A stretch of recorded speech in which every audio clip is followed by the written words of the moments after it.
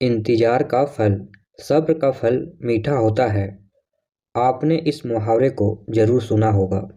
चलिए आज हम इस कहानी से जानते हैं कि इसका मतलब क्या होता है। इस कहानी में बताया गया है कि तारों को कैसे ईर्षा भाव का उत्पन्न होता है और श्री नारद मुनि उनको कैसे इस मुहावरे का अर्थ समझाते हैं। यह अत्यधिक सुंदर और प्रेरणादायक कहानी है। आप इसे पूरा जरूर पढ़ें। जब सूरज अस्त हो रहा होता है तब हल्की हल्की संध्या से उत्पन्न होती है और चारों तरफ शांत वातावरण जैसा एक अंधेरा सा छा जाता है। सभी जीव जंतु, पशु पक्षी अपने निवास स्थान को जाने लगते हैं और हल्की हल्की हवा चलने लगती है। हम जब आसपास की ओर देखते हैं तो सूर्य अस्त होता रहता है। तभी आसमान में तारे टिमटिमाने लगते हैं। कुछ तारे अत्यधिक चमकीले होते हैं, परंतु कुछ कम चमकीले होते हैं। अधिक चमकीले वाले तारों पर हमारी नज़र जल्दी पहुंचती है, परंतु कम चमकीले वाले तारों पर हमारी नज़र बहुत कम ही जाती है। इसलिए हम उन पर ध्यान नहीं दे पाते और उनकी सुंदरता फीकी पड़ जाती है। परंतु उन सब में से एक ऐसा तारा होता है जो अधिक चमकीला होता है, जिसके आने से पूरा आसमान जगमगा जाता है। वह इतना सुंदर और चमकीला होता है, उसके जगमगाते ही लोगों के चेहरे पर खुशी आ जाती है। उसे हम स्वाति नक्षत्र के नाम से जानते हैं।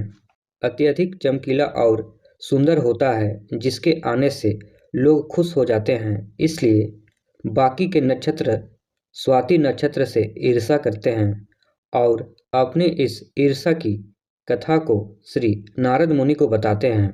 नारद मुनि उन सभी तारों को समझाते हुए कहते हैं कि देखो, जो भी सब्र करता है उनकी कृति संसार में होती है और मुझे प्रतीत होता है कि आप लोगों में धैर्य नहीं है।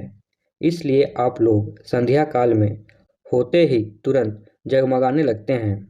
लेकिन स्वाति नक्षत्र अत्यधिक समय के बाद आसमान में निकट आता है, तभी उसकी प्रतिस्पर्धा इतनी अधिक होती है, तभी सभी लोग के चेहरे पर मुस्कान आती है। इसलिए कहा जाता है कि हमें सब्र करना चाहिए, क्योंकि उसका फल मीठा होता है। यदि तुम देर में आसमान में टिमटिमाते होते तो तुम्हारा भी महत्व होगा और तुम्हें भी लोग अलग नाम से जानेंगे। नारद मुनि द्वारा समझाए गए बात सभी तारों को समझ में आ गई। सब्र का फल मीठा होता है, यह बात हम सब जानते हैं और इसे हम लोगों ने महसूस भी किया है।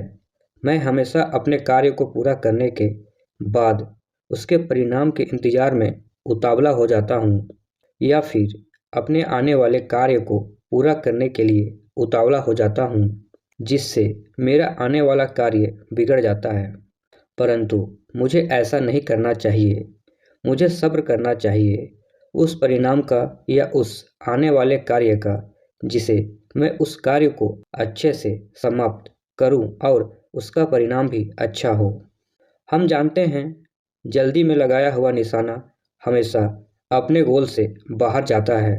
हमें धैर्यपूर्वक उस निशाने को भेजना चाहिए, तभी हमें जीवन में सफलता मिलेगी। हमें किसी भी कार्य को धैर्यपूर्वक करना चाहिए, तभी सफलता के दरवाजे खुलते हैं। धैर्य ही ऐसा शस्त्र है जो विकट परिस्थितियों में मनुष्य के मस्तिष्क का संतुलन बनाए रखता है। उसको आगे आने वाली चुनौतियों से निपटने के लिए नए मार्ग को बतला सकता है। बड़े बड़े महात्मा और महापुरुषों के द्वारा भी बताया गया है कि हमें भी किसी कार्य में सफलता पानी है तो उसे चिंता मुक्त होकर करना चाहिए और सब्र रखना चाहिए। परिणाम की सफलता अवश्य मिलेगी।